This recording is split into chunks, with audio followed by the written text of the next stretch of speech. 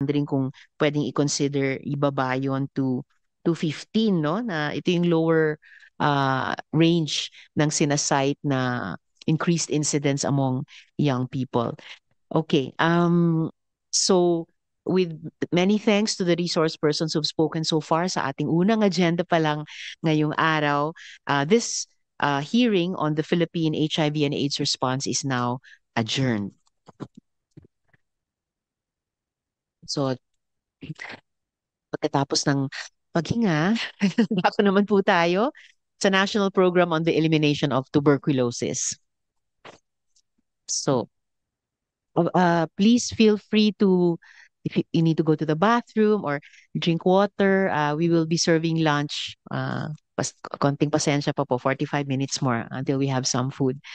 So, the World Health Organization's 2024 Global Tuberculosis Report shows that 1.25 million persons died from TB and 10.8 million were infected. The risk of TB rises with diabetes, weakened immunity, malnutrition, tobacco use, and the harmful alcohol consumption. Alarmingly, cases of multi-drug resistant TB are increasing, and 2 out of 5 patients with MDR TB lack access to treatment. Sa kasamaang palad, kabilang ang Pilipinas sa top 5 high-burden countries, contributing 6.8% ng global TB cases. Pangarap natin ang isang TB-free generation, zero deaths, zero disease, zero suffering. Achieving this requires integrated, patient-centered care, bold policies and strong systems, and intensified research and innovation. In support of this, dito sa Senado, kasama si Senator Jinggoy Estrada, nag-file po kami ng bill to amend Republic Act 10767, the Comprehensive TB Elimination Plan Act, para mas palakasin ang TB response ng bansa. Halos isang dekada na ang nakalipas mula nang i-implement ang RA 10767, pero nasa top 5 pa rin tayo sa high-burden TB countries. Kaya layo ng mga amyenda natin na palakasin ang diagnosis at treatment ng TB, i-promote ang collaborative at multi-sectoral approach, at ipatupad ang promotive at preventive measures para sa TB elimination.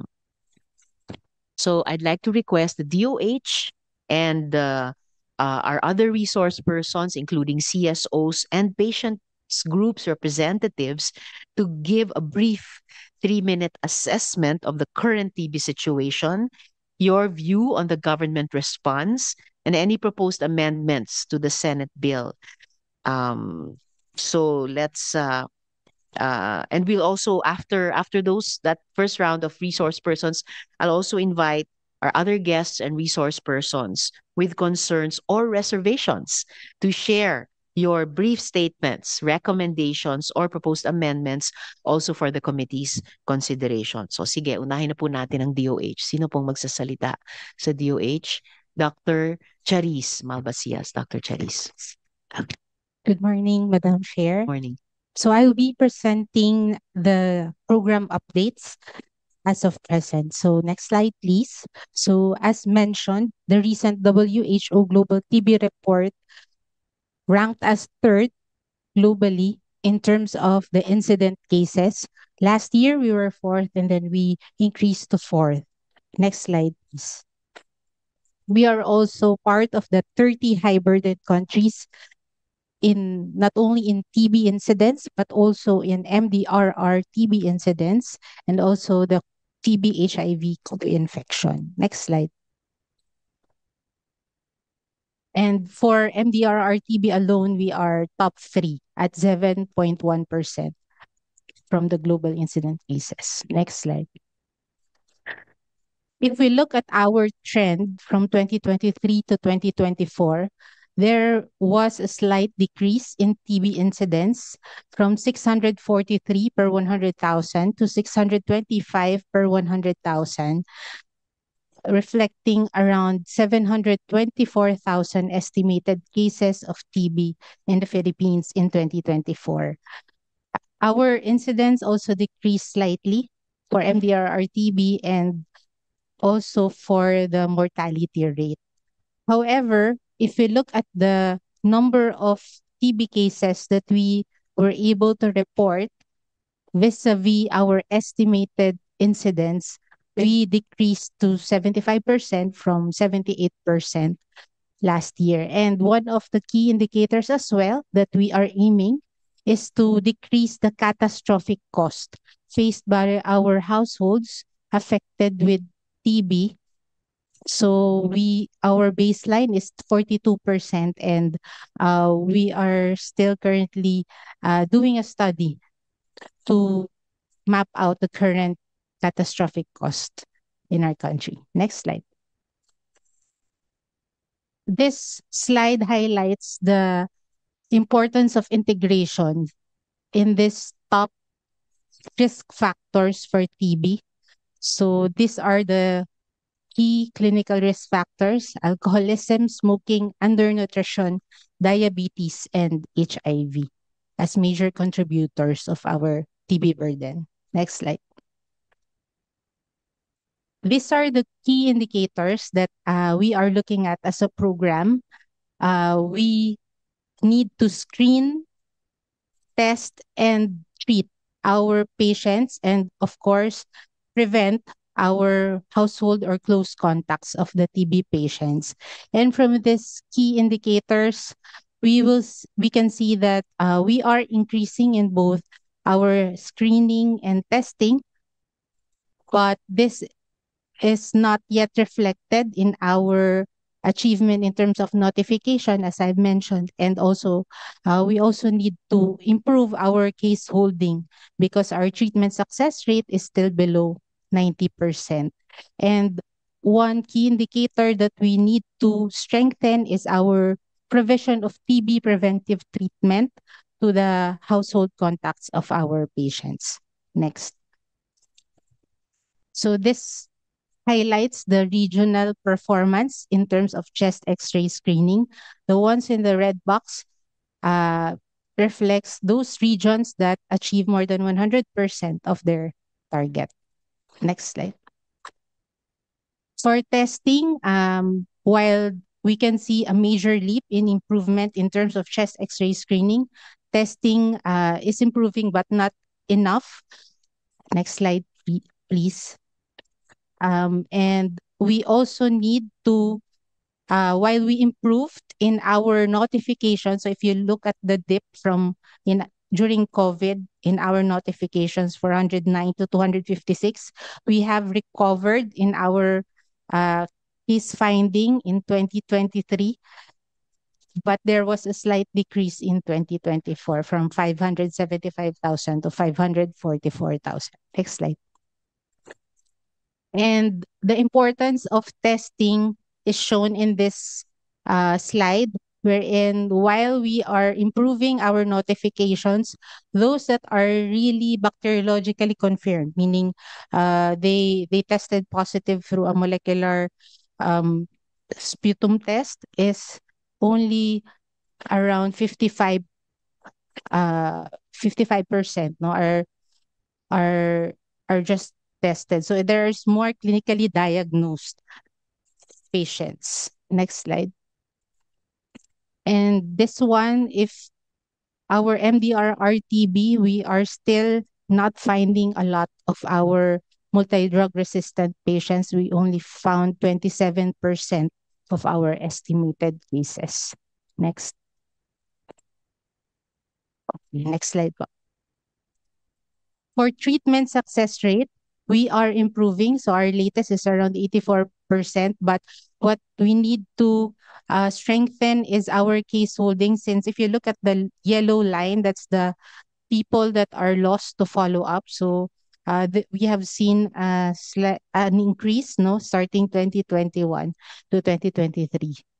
Next slide. And these are the regions that were able to achieve the 90% treatment success rate. Next slide.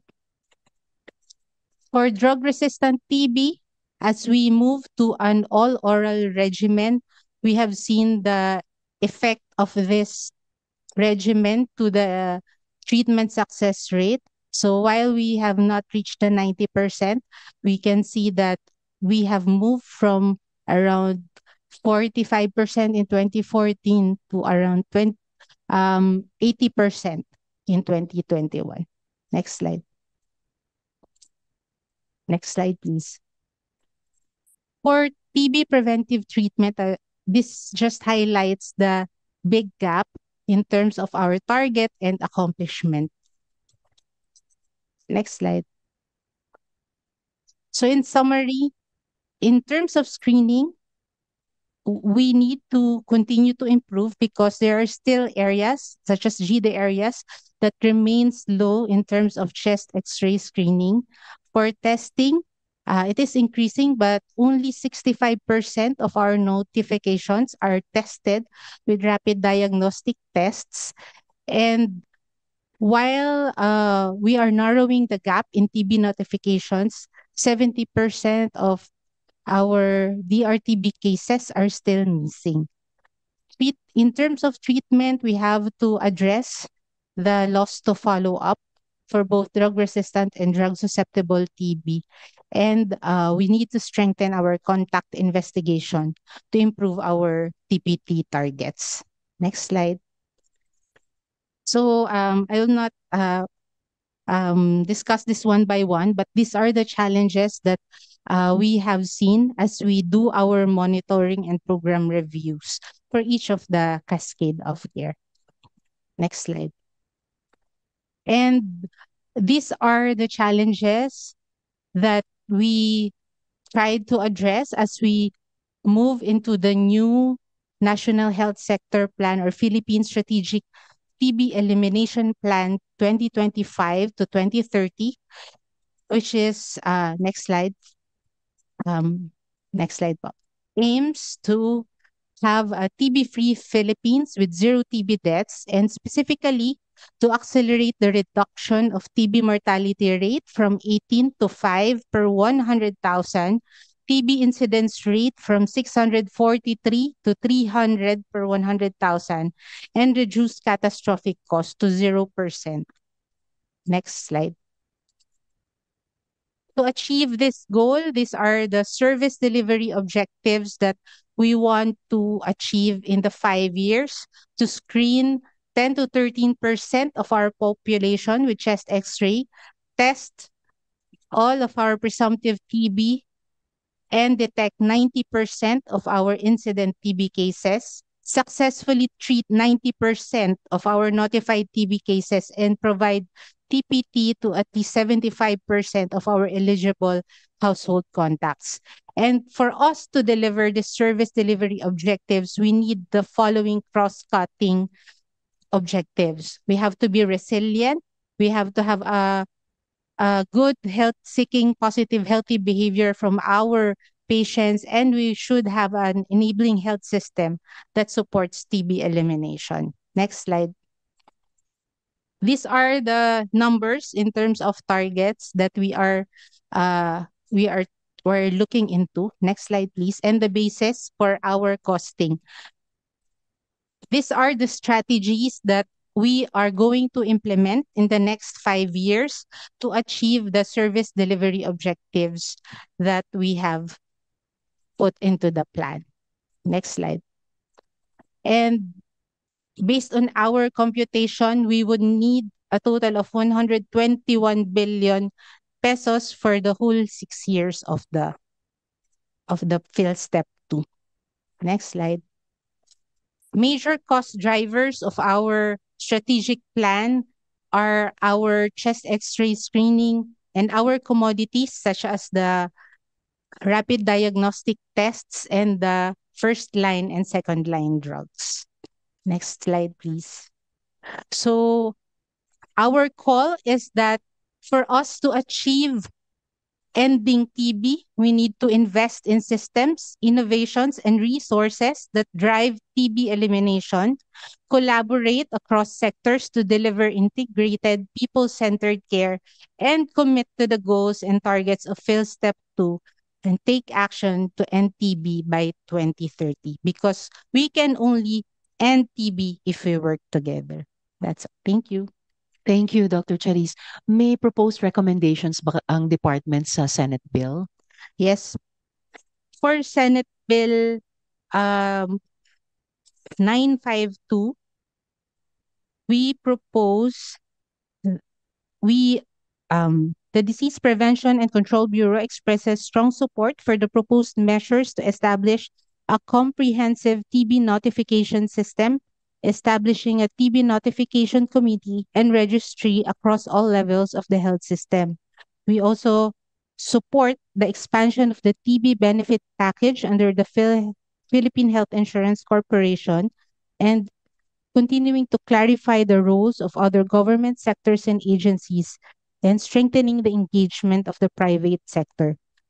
The proposed amendments will help ensure the availability of high quality, timely data needed to guide the development, implementation, and monitoring of evidence based strategies for TB control.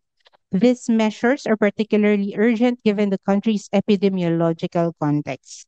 In addition to its health impact, TB imposes a substantial economic burden on affected families, as mentioned. That's why expanding enhancing the PhilHealth TB package together with clarifying the roles of the Department of Social Welfare and Development and local government units in delivering social protection benefits will be critical to achieving the goal of zero catastrophic costs.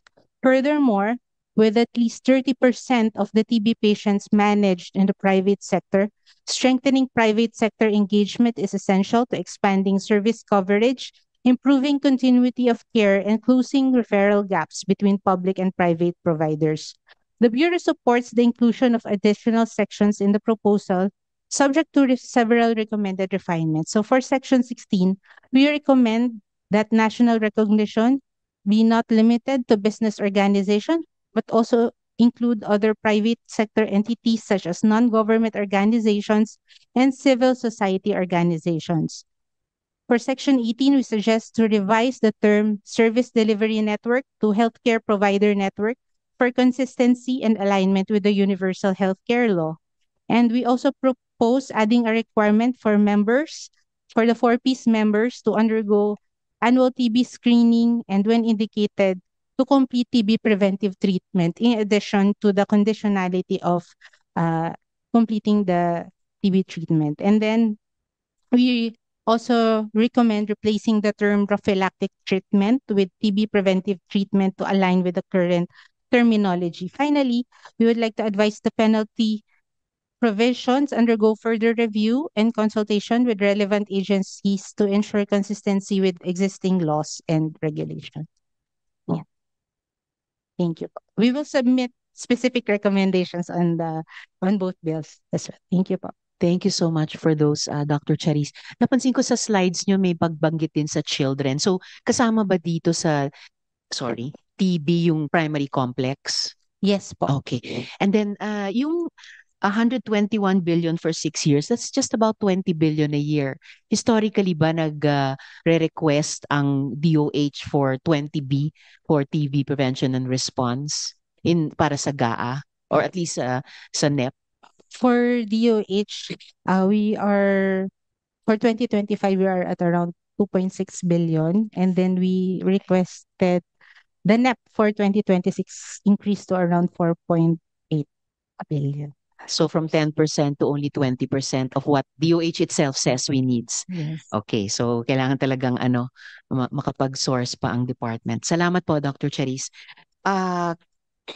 So could we hear from other resource persons, including CSOs and patient group representatives, yung inyong assessment sa current situation, yung view nyo sa government response at saka proposed amendments sa bill? Would anyone like to? Yes, Ms. Amara for Achieve. Thank you, Madam Chair. And thank you to the DOH for that presentation. Among the critical issues that the communities are currently facing in terms of in terms of TB in the country is, I think one of them is mentioned earlier. Our treatment for drug-resistant TB is donor dependent. It is not covered under our PhilHealth, and yet uh, this probably is one of the reasons why we rose from our position in the global TB burden from number 7 to now number 3. Second, the current policy framework for TB does not look at stigma and discrimination, but our communities have experienced more critical levels of stigma and discrimination when it comes to TB. For an organization like Achieve that has worked on HIV and AIDS for more than 2 decades, we are surprised to find that stigma on TB is even more prevalent and even more insidious in the way that it really prevents people from coming out and seeking test screening and treatment. We support the bills that are currently filed in the Senate, and specifically reiterate the need for the following. The reason that we are able to generate data from communities' experience is because of community-led monitoring. They report on stockouts of medicines and diagnostics. They report on experiences of stigma and discrimination, both at the community level as well as in facilities.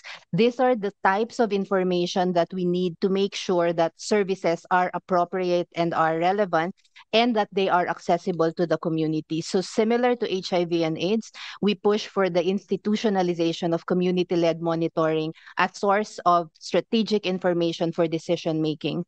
Secondly, again, similar to HIV and AIDS, the decreased donor funding in 2025 has dramatically affected the TB programming in the country, because more than HIV, TB is dependent on donor funding. As said by our colleague from the Department of Health, 2.6 billion for 2025 is very small compared to the need for TB.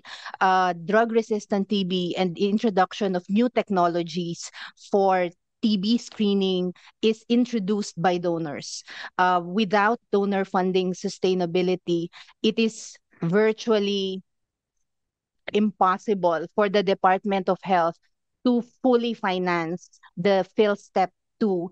And I would second the question of our chair earlier to the Department of Budget to look into how the Department of Health and other relevant government agencies can more efficiently allocate resources to really have a chance for a multi-sectoral approach in combating TB. One key issue in financing for TB is that even the Global Fund to Fight AIDS, the grants that we receive from the Global Fund to Fight AIDS, TB, and malaria in the Philippines is currently being taxed by government. The Global Fund has refused to pay these taxes and has deducted this from the grants that we receive, which means lesser money going to community and interventions that would save lives. Our third recommendation, again similar to HIV, is to support community interventions through social contracting and sharing of resources between government, civil society, to promote patient-centered care and enhance stigma reduction efforts. We applaud the effort to now include sections, articles that in the bills that talk about human rights of people with TB, previously not recognized in the current law. And we also push for the recognition of the increasing number of community-led organizations of people who have survived TB, patient groups. I'm glad that one of them is in the room to speak in behalf of the community again. One area of concern that we have seen in terms of the barriers for TB service delivery is that it is not disaster resilient. Just last week, we were in one of our LGU partners in Cavite, and we were informed that every time they have rains, the health center is flooded. And we asked them, so does that mean nagsasara po kayo pag binabaha ang center? Ang sabi po nila, hindi po pwedeng magsara ang center. So lumulusong po kami sa baha. Umiinom lang po kami ng Doxy para po hindi kami magkaroon ng leptospirosis. We cannot have health centers submerged in floods and overrun during disasters because they are the first line of defense for the delivery of our healthcare services. We saw in the data of the Department of Health that during the COVID, the notification, detection, and treatment for TB has decreased dramatically. This is the same in situations where we have other disasters.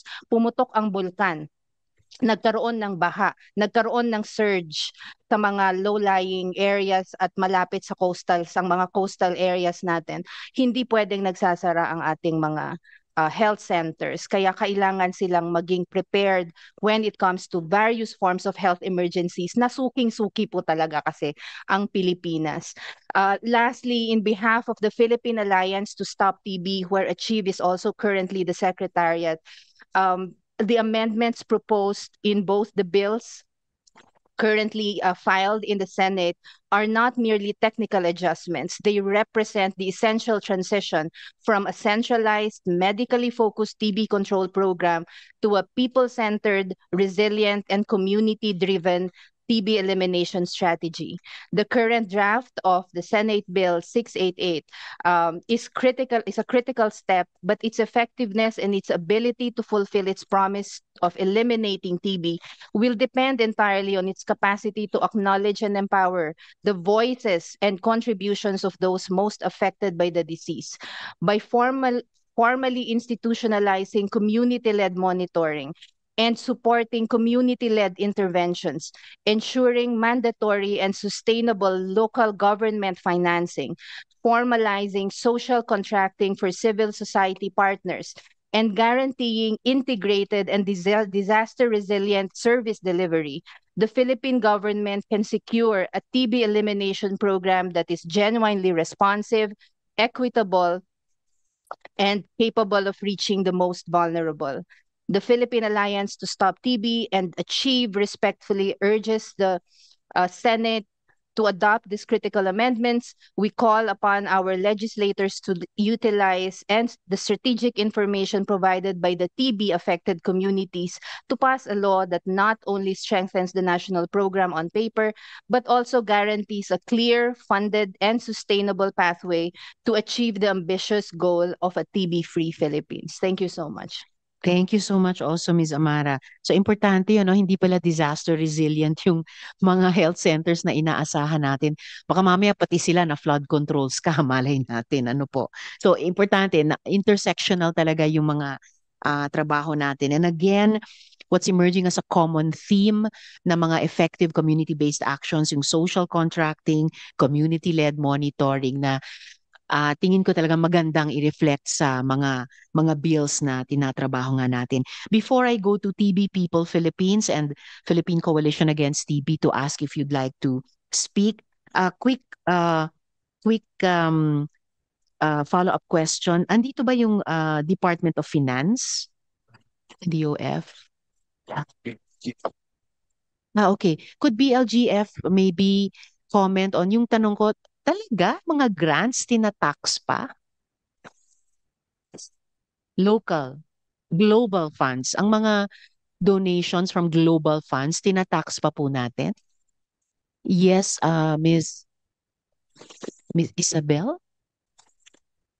Miss Jail, Isabel. Good morning po, Madam Good Chair. morning. Would like to ask po the assistance of Attorney Gemar from DOF po.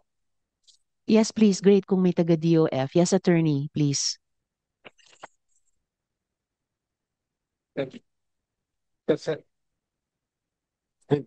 Dito na. Good morning, Ma'am Chair. Morning.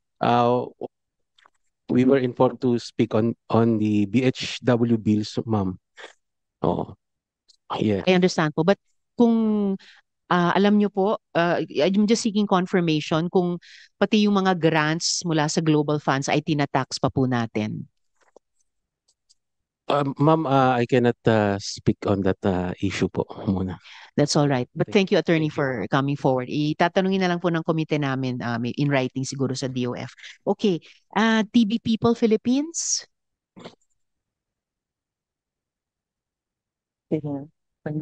Ms. Maria Eloisa. Hello. Ms. Louie. Yes. Yes, ma'am.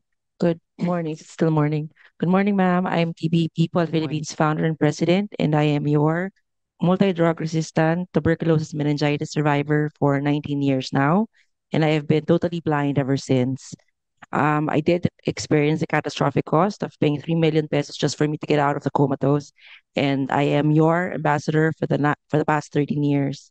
So thank you so much for giving the floor to for us to be able to join you in crafting the more cohesive TB law, which I also assisted Congresswoman Helen Tan back in Australia. And launching that comprehensive law was really the way for us to prevent what happened to me and all of these irreversible effects for our Filipinos. I'm not sure. Are you showing the slides? It's Hi. So I think you're seeing my logo. The logo of TB People Philippines is from our TB People Global. We are the first in Asia, fourth in the world, and we have 25 national chapters all over the world now. And we are supported by Stop TB Partnership, and we hope to have more funding from the international now that Don Green is our ambassador. We've been operating since 2020, right before President Duterte announced pandemic. I was able to register this in SEC, and we have been fortunate, supposed to be, to win the TB Luzon grant from USAID last year. But in early January 27, I received the US government letter terminated the TB Luzon project for 5 years. But I continued with a promise I gave to DOH on the NSP National Strat Planning to make sure that we reach, cure, prevent, sustain those objectives. And TB Philippines has created these objectives in increasing screening diagnosing with our Enlighten. Are you starting it?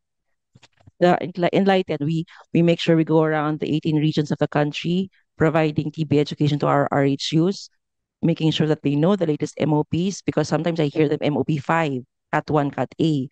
So all of these old regimens and tools that they're still making use of for their patients. And I heard that they have, what do you call this, ECGs that are not working when we need to have all of these laboratories every month. And of course, the diagnosing part, everybody just really doesn't want to have their x-rays done. Now that we have a 12 million, we call this, objective next year. So we really have to make sure we enlighten them that this is the way to go to prevent multi-drug resistance types of mutation that happened to me. Increasing, of course, treatment success rate. We do our EASE. You see now, we were able to collect 800 a month during our USAID 2021 project under TB Innovations. And all I hear there is 75% is being fired from their workplace because they were seeing fibrosis in their annual physical exams. So, Dole, thank you so much, Attorney Bambi Mirasol, for making me have the, what do you call this, the possibility of teaching everybody from the public and private. She told me, put teeth on that laws, the DO 7305, because all they do is comply, but they don't do any patient navigation once their employees gets tuberculosis. So that's what we do all over. Thank you so much, Ayala Malls, for making me teach all of the small and medium merchants all over the country. And the next is our Eradicate. I went to a city, and then the doctor of a CHO told me, Miss Louie, we don't need to do the TB preventive treatment.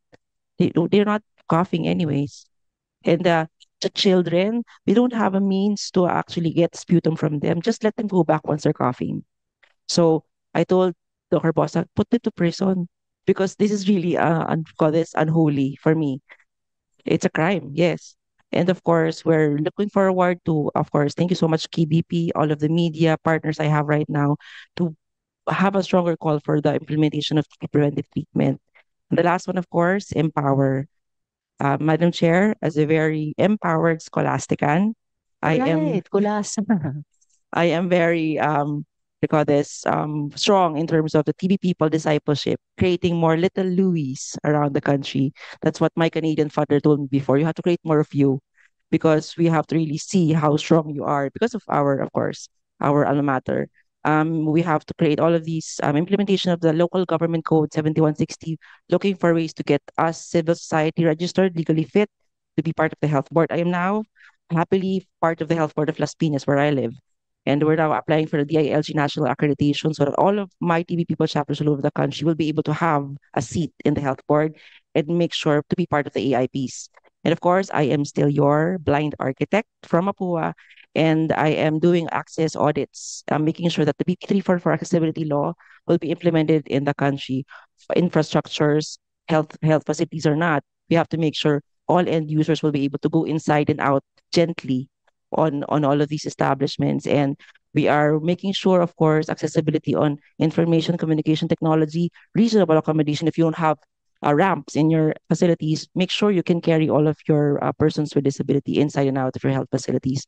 So we really want to make this a master plan, a design that I myself would want to be at ease. If ever I do have tuberculosis again, and I'm very hopeful that the OST, all of these HTAC approvals will be faster because BPAL, the new regimen for DRTB, is still only for pulmonary. So if I have extra pulmonary again, I think I'll still do the 24 months. So we hope that we make things faster with our Food and Drug Administration. All of these will be soon having that breath test, no, Doc? So I really want to make things faster because I'm representing the country and then I don't have anything good to say out